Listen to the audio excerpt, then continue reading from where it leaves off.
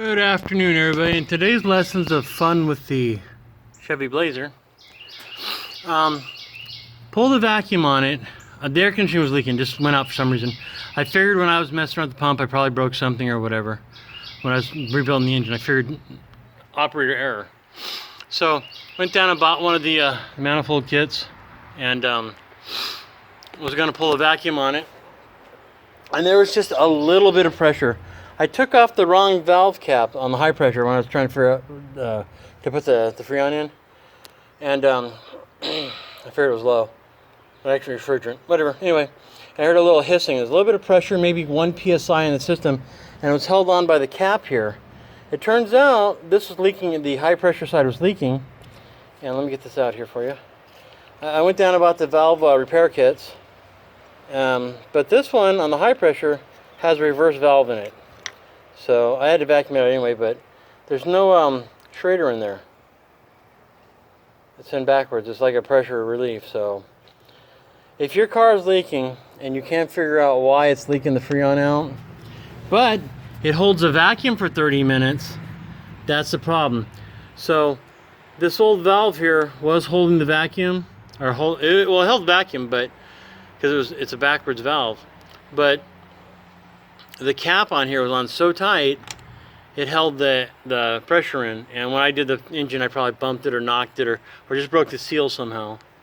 So that's what it is. So if you're leaking Freon and it's holding a vacuum and you don't have the die kit, which I don't know if the die kit would have showed on this unless it came out, I don't know, but that's a quick tip for you that I found out. And I'm not a high vac guy. I'm just some guy that doesn't know what he's doing.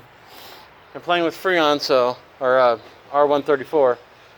So instead of getting burned, I was very careful, been very careful. Now I'm going to go put a vacuum on this thing again and make sure that that valve holds, and then I'm going to charge it up and see if it gets air again. You know, my truck was leaking a little bit too, and I bet it's that valve, because when I recharged it last time, there was a little bit of Freon there and a little bit of pressure coming out of the import, or the low side. And I figured that was just the Freon boiling off and the cap kept the pressure under it. Well, I'm going to bet now that it was actually leaking. So anyway, I got the manifold here. I went out and bought one so I could figure it out, what I'm doing. And yeah, that's just a quick tip. It cost me $4 once I figured out the problem. I mean, I've got the manifold, where is it? About this. There's a valve for it, but I got the kit here with the extra Schrader valves in it and everything. I'm sorry, there's Schrader valves, but wasn't needed.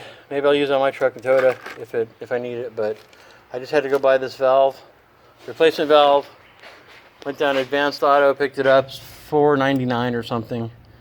But that's it. And there's supposed to be a special tool to get this off, an 8-sided thing. We use vice grips because I don't care anymore. I'm tired. I'm hot, grouchy. But this valve failed.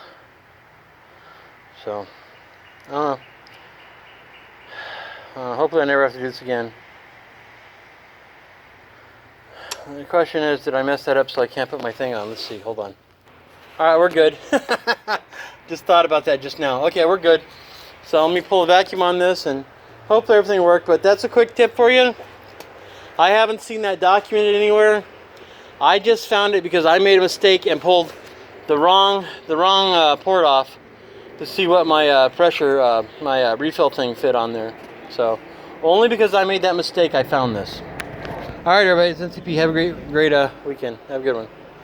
I'm getting back to working in the heat. Have a good one. Stay safe.